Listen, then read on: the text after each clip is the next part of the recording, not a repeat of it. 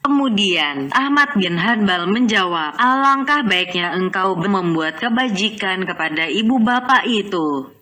Suatu masalah, barang siapa yang dalam tangannya harta haram semata-mata, maka tak adalah haji atasnya dan tidak harus ia mengeluarkan kafarat penebus harta karena dia itu orang pailit.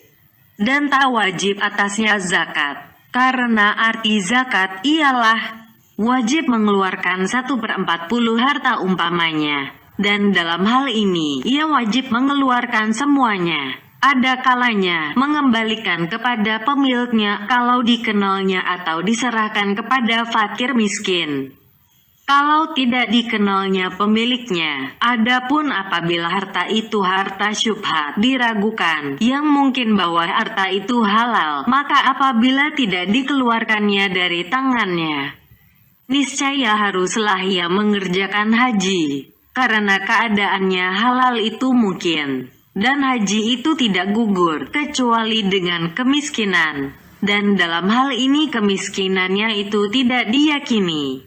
Allah Ta'ala berfirman, Allah mewajibkan kepada manusia mengajar rumah suci, mengerjakan haji, yaitu orang yang kuasa mengadakan perjalanan kepadanya. Surah 3 Ali Imran ayat 97. Apabila wajib atasnya bersedekah dengan apa yang berlebih dari keperluannya, di mana berat dugaannya haramnya barang tersebut, maka zakatnya adalah lebih utama diwajibkan. Dan kalau harus ia mengeluarkan kafarat penebus, maka hendaklah dikumpulkannya antara puasa dan memerdekakan budak, supaya terlepaslah ia dengan yakin. Dan berkata suatu golongan, haruslah ia melakukan puasa, tidak mengeluarkan makanan, karena ia tidak mempunyai kemampuan yang dimaklumi. Dan berkata Al-Muhasibi, mencukupilah ia dengan mengeluarkan makanan.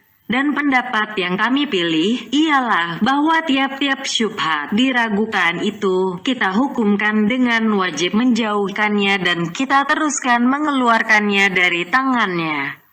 Karena kemungkinan haram adalah lebih keras berdasarkan apa yang telah kami sebutkan dahulu. Maka haruslah ia mengumpulkan antara puasa dan memberi makanan. Adapun puasa maka pada hukum adalah karena dia itu orang pailit. Dan adapun memberikan makanan maka karena telah diwajibkan kepadanya bersedekah semuanya. Dan mungkin harta itu kepunyaannya maka adalah keharusan itu dari segi kafarat penebus suatu masalah. Barang siapa yang dalam tangannya harta haram yang ditahannya untuk sesuatu keperluan, lalu ia bermaksud mengerjakan haji sunat, maka kalau ia berjalan kaki, niscaya tiada mengapa, karena ia akan memakan harta tersebut pada bukan ibadah. Lalu memakannya pada ibadah adalah lebih utama. Kalau ia tidak sanggup berjalan kaki dan memerlukan kepada tambahan untuk kendaraan, maka tidaklah diperbolehkan mengambil untuk keperluan seperti ini di perjalanan. Sebagaimana tidak diperbolehkan membeli kendaraan sewaktu di kampung, tidak di perjalanan.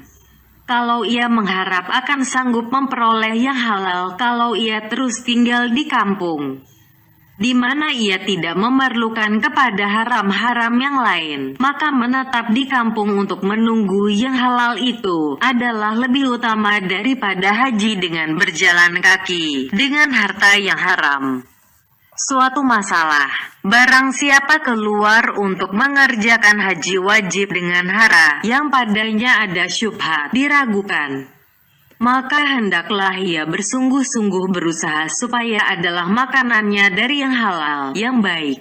Kalau ia tidak sanggup, maka hendaklah yang halal itu dari waktu ihram sampai kepada waktu tahallul. Kalau tidak juga sanggup, maka hendaklah ia berusaha sungguh-sungguh pada hari Arafah, bahwa tidak adalah tegaknya di hadapan Allah dan doanya pada waktu makanannya itu haram dan pakaiannya itu haram. Maka hendaklah ia berusaha sungguh-sungguh bahwa tak adalah dalam perutnya itu yang haram dan tak ada pada punggungnya itu haram. Karena kita Walaupun kita perbolehkan ini disebabkan karena keperluan, maka itu adalah semacam darurat.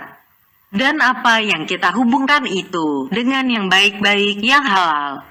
Karena tidak sanggup, maka hendaklah ia mengharuskan hatinya dengan takut dan susah. Karena dia itu terpaksa menggunakan sesuatu yang tidak baik, yang tidak halal itu. Semoga Allah memandang kepadanya dengan pandangan rahmat, dan melepaskan dia daripadanya, disebabkan kegundahan, ketakutan dan kebenciannya kepada yang tidak baik itu. Suatu masalah ditanyakan Ahmad bin Hanbal radhiyallahu anhu, di mana yang bertanya itu menerangkan kepadanya, ayahku telah meninggal dunia dan meninggalkan harta. Dan beliau mengadakan muamalah perniagaan dengan orang yang dimakruhkan bermuamalah perniagaan. Lalu Imam Ahmad bin Hanbal menjawab, engkau tinggalkan dari hartanya sekedar dari keuntungannya. Yang bertanya itu menyambung, ia mempunyai piutang dan hutang. Maka Imam Ahmad menjawab, engkau bayar dan engkau menerima pembayaran. Orang itu lalu bertanya, apakah Tuan berpendapat demikian? Maka Ahmad bin Hanbal radhiyallahu anhu menjawab, apakah engkau memberikannya ditahan disebabkan hutangnya?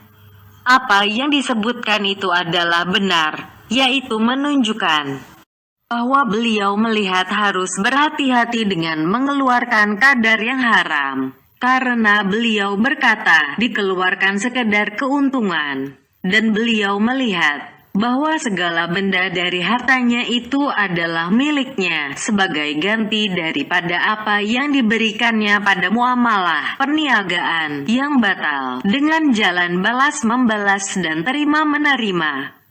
Manakala banyaklah pelaksanaan muamalah perniagaan dan sukarnya pengembalian dan berpegang pada pembayaran hutangnya itu kepada keyakinan, maka tidaklah ditinggalkan. Disebabkan syubhat diragukan. Bab kelima, mengenai segala harta kurnia sultan dan segala pemberian mereka, yang halal daripadanya dan yang haram. Ketahuilah kiranya, bahwa barang siapa mengambil harta dari seorang sultan, penguasa, maka tak boleh tidak harus memperhatikan 3 perkara, tentang masuknya harta itu ke dalam tangan sultan, dari mana harta itu, tentang sifatnya, yang dengan sifat itu ia berhak mengambilnya, dan tentang kadar yang diambilnya. Adakah ia berhak apabila disandarkan kepada keadaannya dan keadaan sekutu-sekutunya dalam berhaknya itu? Perhatian pertama, tentang pihak-pihak masuknya uang bagi sultan.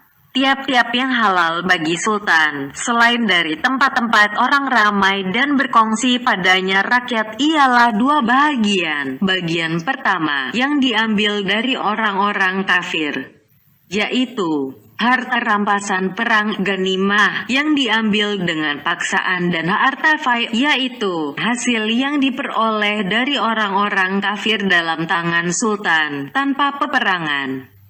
Pajak, jizyah, dan harta-harta yang diperoleh dengan perdamaian, yaitu yang diambil dengan syarat-syarat dan perjanjian. Bagian kedua, yang diambil dari kaum muslimin, maka tidak halal daripadanya, kecuali 2 bahagian.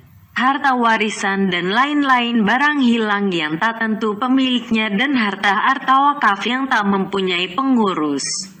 Adapun sedekah, zakat, maka tidaklah terdapat pada masa ini. Dan selain dari itu, yang merupakan cukai yang diwajibkan atas orang-orang muslim, harta-harta yang diminta dengan paksaan dan bermacam-macam uang sogok, rashwah, semuanya itu adalah haram.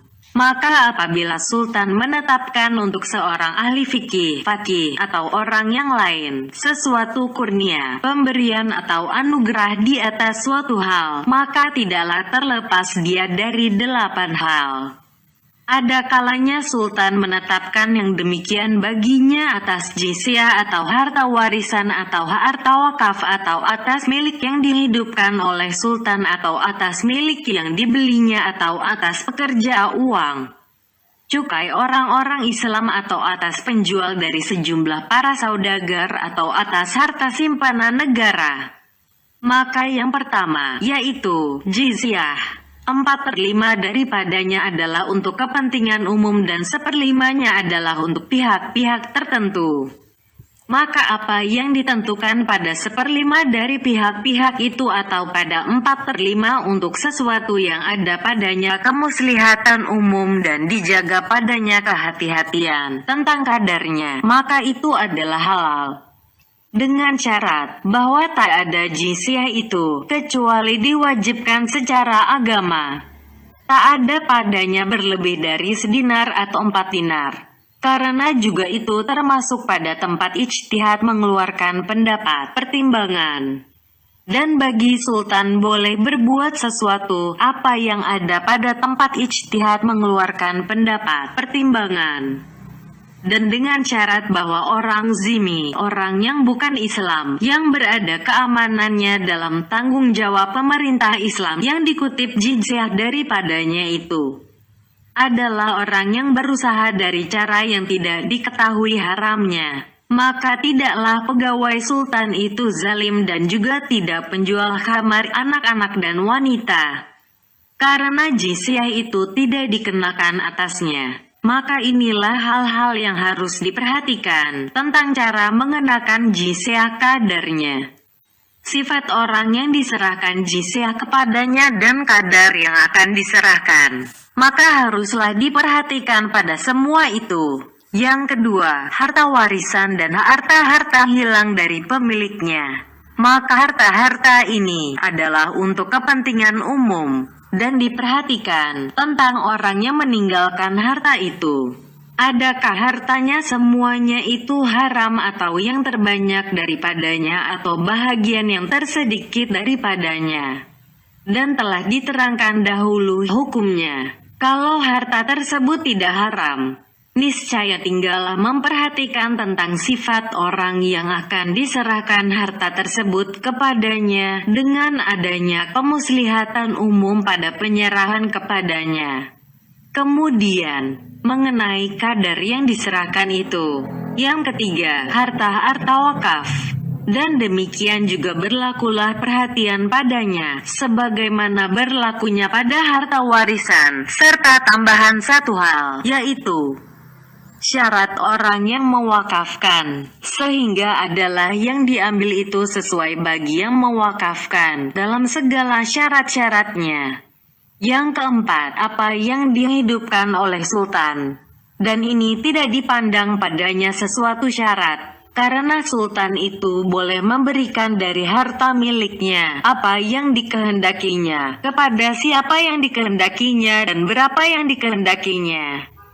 Hanya yang diperhatikan ialah tentang kebanyakan. Bahwa sultan itu menghidupkan harta yang dimilikinya itu dengan memaksakan orang-orang yang diongkosinya. Atau dengan memberikan ongkos mereka dari harta yang haram. Karena yang dihidupkan oleh sultan itu terjadi dengan menggalikan parit tali air, membangun dinding, meratakan tanah. Dan itu tidaklah dikerjakan oleh sultan sendiri. Kalau orang-orang itu dipaksakan bekerja, niscaya tidaklah menjadi milik sultan. Dan itu adalah haram. Dan kalau orang-orang itu diongkosi, kemudian ongkosnya dibayar dari harta haram, maka ini mempusakai syubhat diragukan yang telah kami peringatkan dahulu tentang hubungan kemakruhan dengan iwadil. Yang kelima, apa yang dibeli oleh sultan dengan harga yang tak kontan. Baik tanah atau kain pemberian atau kuda atau yang lain-lain. Maka itu adalah miliknya dan ia boleh melakukan sesuatu pada harta tersebut. Tetapi dia akan melunaskan harganya dari yang haram. Maka yang demikian itu pada suatu waktu mewajibkan pengharaman dan pada waktu yang lain syubhat diragukan.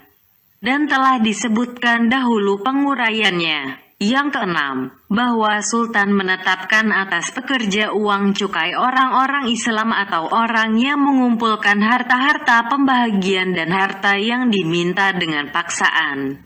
dan itu adalah haram semata-mata, yang tak ada syubhat diragukan padanya. Dan itu adalah bahagian terbanyak dari harta-harta penganugerahan pada zaman ini, kecuali atas tanah-tanah di Irak. Karena itu adalah diwakafkan menurut Imam Masih Syafi'i radhiyallahu anhu untuk kemuslihatan kaum muslimin. Yang ketujuh, apa yang ditetapkan sultan atas penjual yang melakukan muamalah perniagaan dengan sultan. Kalau orang itu tidak melakukan muamalah perniagaan dengan orang lain, maka hartanya adalah seperti harta simpanan sultan. Dan kalau ia ada melakukan muamalah perniagaan yang lebih banyak dengan orang-orang selain dari sultan, maka apa yang diberikannya itu adalah merupakan hutang atas sultan, dan ia akan mengambil gantinya dari simpanan negara. Maka kecederaan itu menjalar kepada iwadil, dan telah diterangkan dahulu hukum harga dari barang yang haram. Yang kedelapan, apa yang ditetapkan oleh sultan atas harta simpanan negara atau atas pekerja yang terkumpul padanya yang halal dan yang haram. Maka kalau tidak diketahui cara uang masuk bagi sultan selain dari yang haram, maka itu adalah haram semata-mata. Dan kalau diketahui dengan yakin bahwa harta simpanan negara itu terdiri dari harta halal dan harta haram, dan mungkin yang diserahkan kepada yang diberikan itu terdiri dari harta halal, dengan kemungkinan yang mendekati membekasnya ke dalam jiwa, dan mungkin dia itu harta haram, dan ini adalah yang terbanyak. Karena kebanyakan harta sultan itu adalah haram pada masa-masa sekarang ini, dan yang halal dalam tangan mereka itu tidak ada atau sangat jarang sekali. Maka berbedalah pendapat para ulama dalam hal ini. Segolongan mengatakan, tiap-tiap yang tidak aku yakini bahwa itu haram, maka aku akan mengambilnya. Golongan yang lain mengatakan, tidaklah halal diambil selama tidak diyakini bahwa itu halal, maka tidak halal loh sekali-kali harta syubhat diragukan. Kedua golongan tersebut adalah berlebih-lebihan, dan yang sedang ialah apa yang telah kami sebutkan dahulu, yaitu hukum bahwa apabila adalah kebanyakannya itu haram, niscaya haramlah dia. Dan kalau adalah kebanyakannya itu halal dan padanya ada yang diyakinkan haram, maka itu menjadi tempat yang kita hentikan dulu persoalannya, sebagaimana telah diterangkan dahulu. Diberi alasan oleh orang yang membolehkan mengambil harta yang dianugerahkan oleh sultan, apabila dalam harta itu ada yang haram dan ada yang halal. Manakala tidak diyakini bahwa benda yang diambil itu haram, dengan apa yang diriwayatkan dari segolongan sahabat, bahwa mereka mengetahui hari-hari imam yang zalim dan mereka mengambil harta dari imam-imam itu. Di antara mereka, Abu Hurairah, Abu Sa'id Al-Khudri, Zaid bin Sabit, Abu Ayyub Al-Ansari, Jarir bin Abdullah, Jabir, Anas bin Malik dan Al-Musawar bin Makramah. Abu Sa'id dan Abu Hurairah mengambil dari pemberian Marwan dan Yazid bin Abdul Malik. Ibnu Umar dan Ibnu Abbas dari pemberian Al-Hajjaj, dan kebanyakan dari tabi'in mengambil dari imam-imam yang zalim itu, seperti Asy-Syabi, Ibrahim Al-Hasan dan Ibnu Abi Layla. Dan Asy-Syafi'i mengambil dari Harunur Rasyid 1000 dinar sekaligus. Dan Imam Malik mengambil harta banyak dari Khalifah. Dan Ali radhiyallahu anhu berkata, ambillah apa yang diberikan kepadamu oleh sultan, karena yang diberikan kepadamu itu adalah dari yang halal, dan apa yang diambilnya dari yang halal adalah lebih banyak. Dan sesungguhnya ditinggalkan oleh orang yang meninggalkan, tidak mau menerima pemberian dari imam-imam itu adalah karena menjaga diri takut membahayakan kepada agamanya, bahwa ia terbawa kepada yang tidak halal. Tidaklah engkau ketahui ucapan Abizar kepada Al-Hanaf bin Qis, ambillah pemberian apa yang ada dari pemberian itu.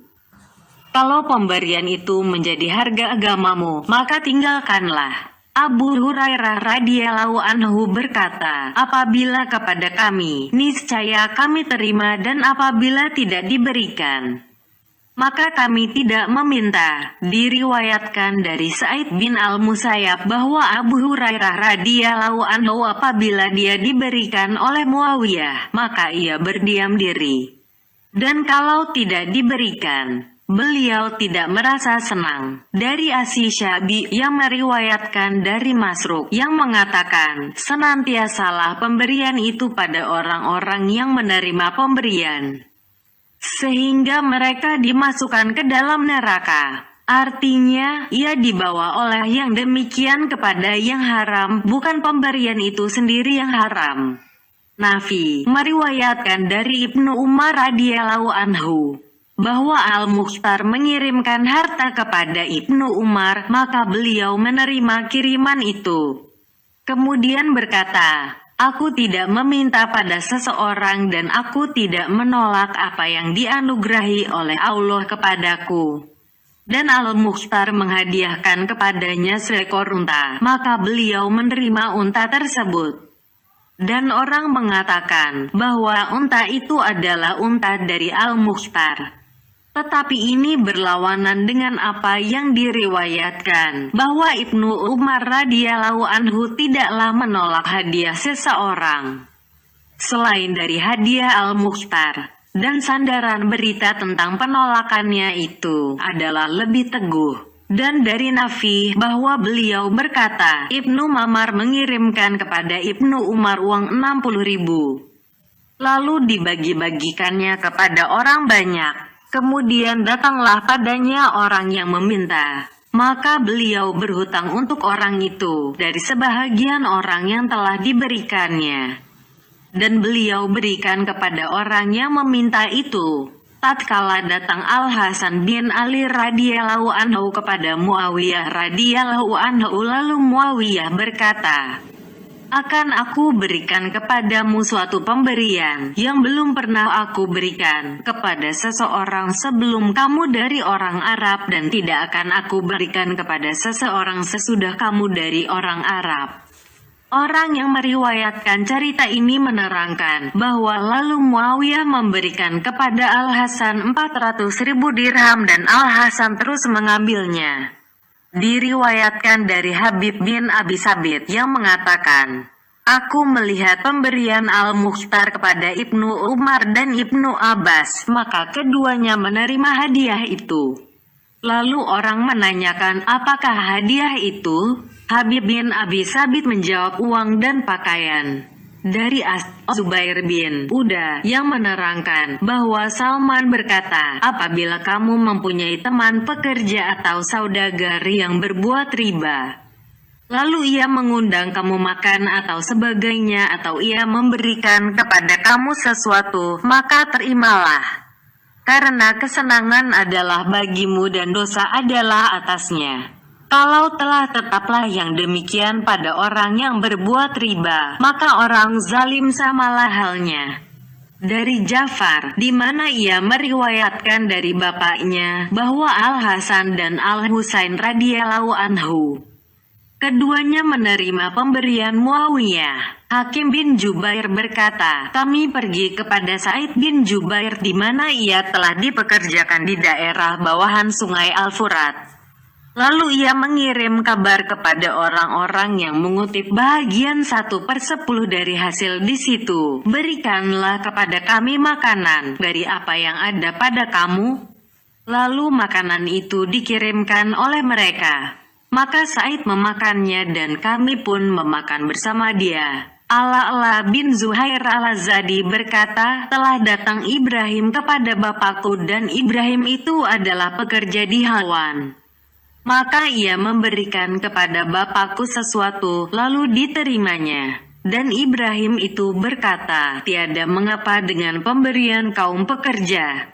Karena kaum pekerja itu mempunyai perbelanjaan dan rezeki dan masuklah ke rumah hartanya dari yang keji dan yang baik. Dan apa yang diberikannya kepada tuan itu adalah dari hartanya yang baik. Mereka itu semuanya menerima pemberian sultan-sultan yang zalim dan mereka itu mengutuk orang yang mentaati sultan-sultan pada jalan maksiat kepada Allah Ta'ala.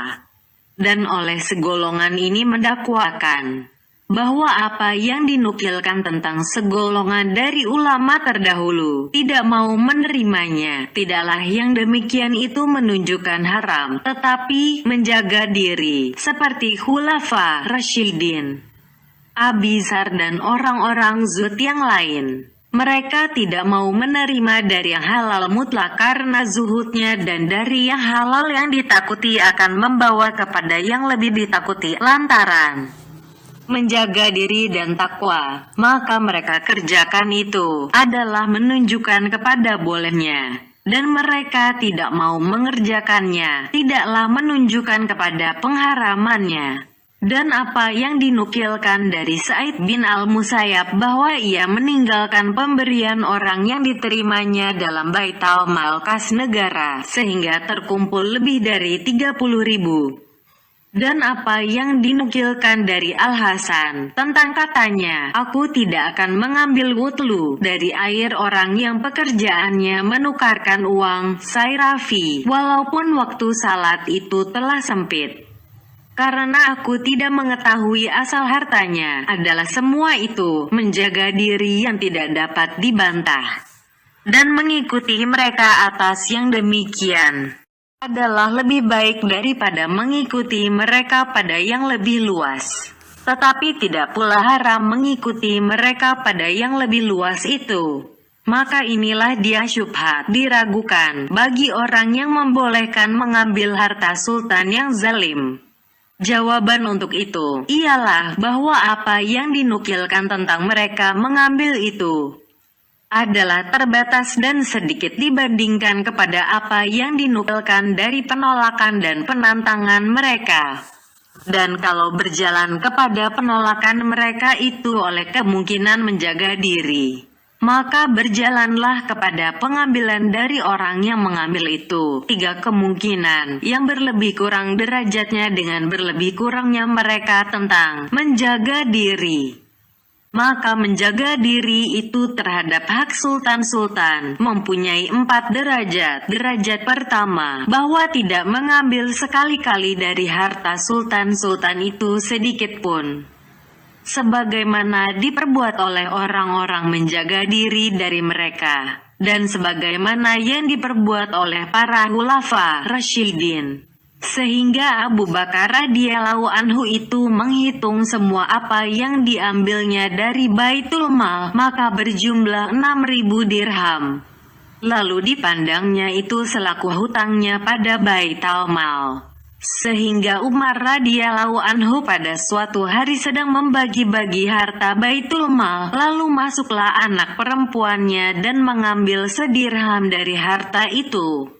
Maka Umar pun bangun memintanya, sehingga jatuhlah kain penutup badan dari salah satu bahunya. Dan anak perempuannya itu masuk ke rumah familinya sambil menangis dan memasukkan dirham itu ke dalam mulutnya. Maka Umar masukkan anak jarinya, lalu mengeluarkan dirham itu dari mulutnya dan melemparkannya ke dalam uang pengeluaran negara, seraya mengatakan, "Wahai saudara-saudara, tidaklah untuk Umar dan keluarga Umar, melainkan apa yang untuk kaum muslimin, yang dekat dan yang jauh dari mereka." Abu Musa al-Asy'ari menyapu Baitul Mal, lalu menjumpai uang sedirham. Maka lewatlah di hadapannya anak Umar radhiyallahu anhu, lalu diberikannya uang itu kepadanya. Maka dilihat oleh Umar uang itu dalam tangan anak tersebut, lalu ditanyakannya. Anak itu menjawab, "Diberikan kepadaku oleh Abu Musa." Maka Umar berkata, "Hai Abu Musa, tidak ada pada penduduk Madinah rumah yang lebih mudah kepadamu dari keluarga Umar. Engkau bermaksud bahwa tidak tinggal dari umat Muhammad Shallallahu Alaihi Wasallam seorang pun melainkan menuntut kami dengan kezaliman. Dan ia kembalikan dirham itu ke Baitul Mal. Ini, sedang harta itu adalah halal, tetapi ia takut bahwa ia tidak berhak sebanyak itu. Maka ia melepaskan diri untuk agamanya dan menyingkatkan kepada yang tersedikit. Karena mengikuti sabda Nabi Shallallahu Alaihi Wasallam, tinggalkanlah apa yang meragukan kamu kepada apa yang tidak meragukan kamu. Dan karena sabdanya, barang siapa meninggalkannya, maka sesungguhnya ia telah melepaskan diri untuk kehormatannya dan agamanya. Dan karena ia mendengar dari Rasulullah Shallallahu Alaihi Wasallam dari bersangatan kerasnya tentang harta-harta sultan. Sehingga Nabi Shallallahu Alaihi Wasallam bersabda ketika mengutus Abadah bin Samit untuk mengutip sedekah zakat. Takutlah akan Allah, wahai ayah Al-Walid. Janganlah engkau datang pada hari kiamat dengan unta yang engkau pukul di atas tengkukmu, yang mempunyai suara keras atau lembu yang melenguh atau kambing yang mengembek. Lalu Abadah bertanya, wahai Rasulullah, adakah begitu yang akan terjadi? Ya, jawab Nabi Shallallahu Alaihi Wasallam, demi Allah yang nyawaku dalam kekuasaannya, kecuali orang yang dikasihi Allah. Maka Abadah menyambung, demi Allah yang mengutus engkau dengan sebenarnya, tiada akan aku perbuat terhadap sesuatu selama-lamanya. Nabi Shallallahu Alaihi Wasallam bersabda, sesungguhnya aku tiada takut bahwa kamu akan mempersekutukan Allah sesudahku. Tetapi yang aku takut ialah kamu akan berlomba-lomba munafasah. Sesungguhnya Nabi Shallallahu Alaihi Wasallam takut akan bermunafasah mengenai harta. Dan karena itulah Umar radhiyallahu anhu berkata dalam pembicaraan yang panjang, yang menyebutkan di dalamnya akan harta Baitul Mal, sesungguhnya aku tiada mendapati diriku padanya selain daripada seperti wali harta anak yatim. Jikalau aku tiada memerlukan, maka aku menjaga diriku daripada mengambilnya. Dan jikalau aku memerlukan, maka aku makan dengan yang baik, yang halal. Diriwayatkan bahwa seorang putra Taus menulis surat sebagai ganti lidah ayahnya kepada Umar bin Abdul Aziz. Lalu Umar memberikan kepadanya uang 300 dinar. Maka Taus menjual barangnya dan mengirimkan harganya 300 dinar kepada Umar. Pahamilah ini, sedang sultan itu adalah seperti Umar bin Abdul Aziz. Maka ini adalah derajat yang tertinggi tentang menjaga diri. Derajat kedua, yaitu bahwa diambil harta sultan itu, tetapi sesungguhnya diambil apabila diketahui bahwa apa yang diambilnya itu dari pihak yang halal. Maka melengkapinya tangan sultan kepada harta haram yang lain, tidaklah mendatangkan kemelaratan kepada yang mengambil itu. Dan berdasar kepada inilah ditempatkan semua apa yang dinukilkan dari atsar-atsar atau yang terbanyak dari atsar-atsar itu, atau apa yang tertentu daripadanya, dengan para sahabat yang terbesar dan orang-orang menjaga diri dari mereka, seperti Ibnu Umar. Karena dia adalah setengah dari mereka yang sangat bersangatan menjaga diri. Maka bagaimanakah ia berlapang-lapang pada harta sultan, sedang dia adalah termasuk orang-orang yang sangat menantang terhadap mereka dan yang mencela harta mereka. Yang demikian itu adalah mereka berkumpul pada Ibnu Amir yang sedang sakit, dan ia merasa sayang kepada dirinya dari pemerintahannya dan keadaannya tersiksa pada sisi Allah Ta'ala dengan pemerintahannya itu. Lalu mereka mengatakan kepadanya, sesungguhnya kami mengharap bagimu kebajikan. Engkau telah menggali sumur-sumur. Engkau berikan minuman kepada orang-orang yang mengerjakan haji dan engkau telah perbuat dan engkau telah perbuat. Dan Ibnu Umar berdiam diri saja.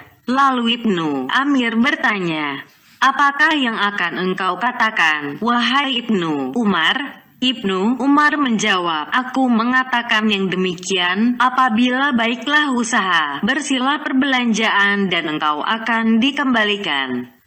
Maka engkau akan melihat, pada pembicaraan yang lain, bahwa Ibnu Umar mengatakan, sesungguhnya yang keji itu tidak akan menutup yang keji. Dan sesungguhnya engkau telah menjadi wali negeri Basra dan aku tidak mengira, melainkan engkau telah memperoleh daripadanya kejahatan. Maka Ibnu Amir berkata kepada Ibnu Umar, apakah tidak Tuan berdoa kepadaku? Ibnu Umar menjawab, aku mendengar Rasulullah Shallallahu Alaihi Wasallam bersabda, tidak diterima oleh Allah salat dengan tiada suci dan sedekah dari harta yang diserobot. Dan engkau telah menjadi wali negeri Basrah. Maka ini adalah ucapannya tentang apa yang diserahkannya kepada segala jalan kebajikan. Dari Ibnu Umar radhiyallahu anhu yang mengatakan pada masa pemerintahan Al-Hajjaj, tidaklah aku kenyang dari makanan sejak aku menguasai kampung itu, sampai kepada hariku ini. Diriwayatkan dari Ali radhiyallahu anhu bahwa ia mempunyai tepung gandum yang halus dalam bejana yang tertutup, di mana ia minum pada bejana itu. Maka orang menanyakan kepadanya, adakah Tuan perbuat ini di Irak, serta banyak makanannya? Ali radhiyallahu anhu menjawab, sesungguhnya aku tidak menutup bejana itu karena kikir, tetapi aku tidak suka dimasukkan ke dalamnya apa yang tidak daripadanya dan aku tidak suka masuk ke perutku yang tidak baik. Maka inilah yang biasa dari mereka adalah Ibnu Umar, tiada sesuatu yang menakjubkannya, melainkan beliau keluar daripadanya. Maka Nafi meminta daripadanya 30.000. Lalu beliau menjawab, sesungguhnya saya takut akan terperdaya aku oleh dirham Ibnu Amir dan adalah ia yang meminta. Pergilah, engkau itu bebas. Abu Sa'id Al-Khudri berkata, tiadalah dari kita seseorang, melainkan telah cenderung dunia dengan dia, selain Ibnu Umar.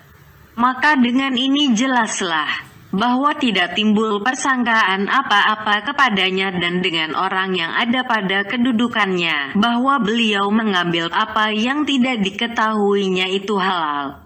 Derajat ketiga, bahwa ia mengambil apa yang diambilnya dari sultan untuk disedekahkannya kepada fakir miskin, atau untuk dibagi-bagikannya kepada orang-orang yang berhak, karena sesuatu yang tidak tentu pemiliknya. Maka padanya ini hukum syara agama. Apabila adalah sultan itu, jika tidak diambil daripadanya, niscaya tidak dibagi-bagikannya dan dipakainya uang itu pada kezaliman.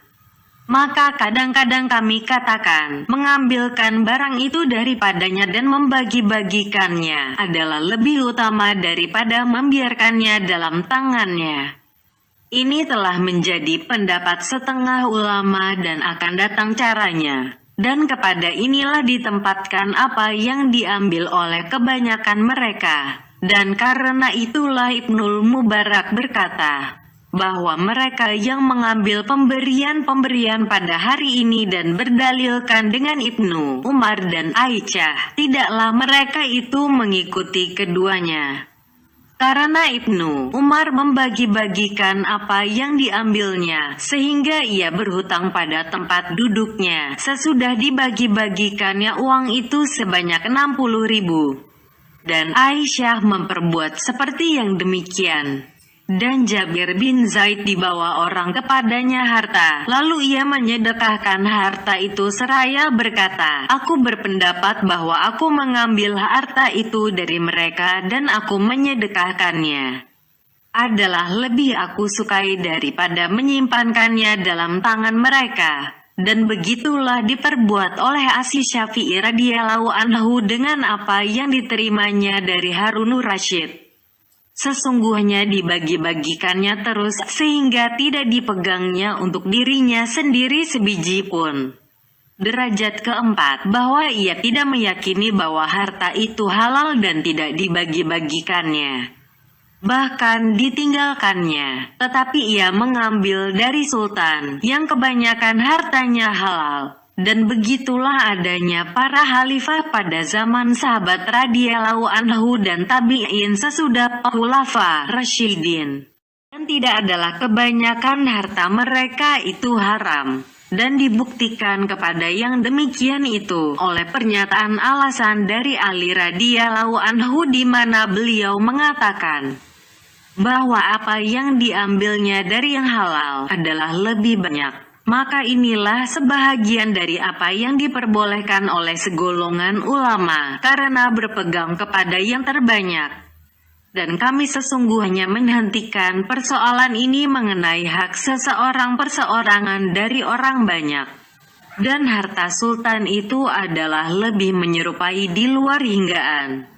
Maka tidaklah jauh untuk membawa ijtihad mengeluarkan pendapat pertimbangan dari seseorang yang berijtihad mengeluarkan pendapat pertimbangan kepada bolehnya mengambil apa yang tidak diketahui bahwa itu haram, karena berpegang kepada yang terbanyak. Dan sesungguhnya kami larang mengambilnya apabila adalah yang terbanyak itu haram. Maka apabila Anda telah pahami segala derajat ini, niscaya dapatlah Anda meyakini bahwa pemberian-pemberian orang-orang zalim pada zaman kita ini tidaklah berlaku menurut yang berlaku itu. Dan pemberian-pemberian itu berbeda daripadanya dengan dua segi yang tegas. Segi pertama, bahwa harta para sultan pada masa kita sekarang adalah haram semuanya atau yang terbanyak daripadanya. Bagaimana tidak, yang halal itu ialah sedekah, zakat, fai, ganimah dan harta-harta yang tersebut ini tidak ada dan tidak masuk daripadanya sedikit pun dalam tangan sultan. Dan tidak ada yang tinggal selain dari pajak, jizyah. Dan jizyah itu dikutip dengan berbagai macam kezaliman yang tidak halal Allah mengambilnya dengan kezaliman. Para sultan itu melewati batas-batas agama mengenai barang yang diambil dan orang tempat diambil dan menyempurnakan syarat bagi barang yang diambil. Kemudian, apabila Anda bandingkan yang demikian kepada apa yang membanjir kepada para sultan itu dari pajak yang dikenakan kepada orang Islam, pengeluaran-pengeluaran, uang sogok dan bermacam-macam kezaliman, niscaya tidak akan sampai 1/10 sampai 1/10-nya. Segi kedua, bahwa orang-orang zalim pada masa pertama dahulu, karena dekatnya masa mereka dengan zaman khulafa rasyidin, adalah mereka merasa dari kezalimannya, mengharap kepada kecondongan hati para sahabat dan tabi'in, berusaha supaya diterima pemberian dan antaran mereka. Dan adalah mereka mengirimkan pemberian itu kepada para sahabat dan tabi'in tanpa diminta dan penghinaan. Bahkan mereka merasakan nikmat dengan penerimaan itu dan bergembira daripadanya. Dan para sahabat dan tabi'in tersebut mengambil daripada orang-orang zalim itu dan membagi-bagikannya.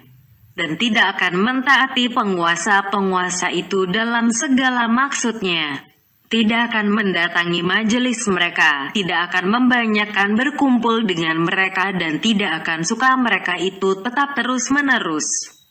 Tetapi mendoakan terhadap mereka dan melepaskan kata-kata kepada mereka dan menantang segala kemungkinan dari mereka kepada para sahabat dan tabi'in itu. Maka tidaklah ditakuti bahwa akan membahayakan kepada agama dengan kadar apa yang membahayakan kepada dunia. Dan tidaklah mengapa pengambilan itu. Adapun sekarang, maka jiwa para sultan itu tidaklah membolehkan dengan sesuatu pemberian, kecuali untuk orang yang diharapnya penghikmatan, pembanyakan dan pertolongan dari mereka untuk maksud-maksudnya. Dan memperoleh keelokan dengan kedatangan mereka ke majelis-majelisnya, menugaskan mereka membiasakan mendoa, memuji, menyatakan bersih dan menyanjung dengan pujian yang berlebih-lebihan di hadapan dan di belakangnya. Maka jikalau tidaklah yang mengambil itu, pertama-tama menghinakan dirinya dengan meminta, kedua dengan bulak-balik penghikmatan, ketiga dengan pujian dan doa, keempat dengan pertolongan kepadanya ketika dimintanya pertolongan, kelima dengan membanyakkan berkumpul pada majelis dan rombongannya, keenam dengan melahirkan kecintaan, kepatuhan dan penantangan terhadap musuh-musuhnya, dan ketujuh dengan menutupi kezaliman, kekejian dan keburukan segala amal perbuatannya. Niscaya ia tidak akan mengurniakan walau sedirham sekalipun, meskipun ia berada dalam keutamaan Asy Syafi'i radhiyallahu anhu umpamanya.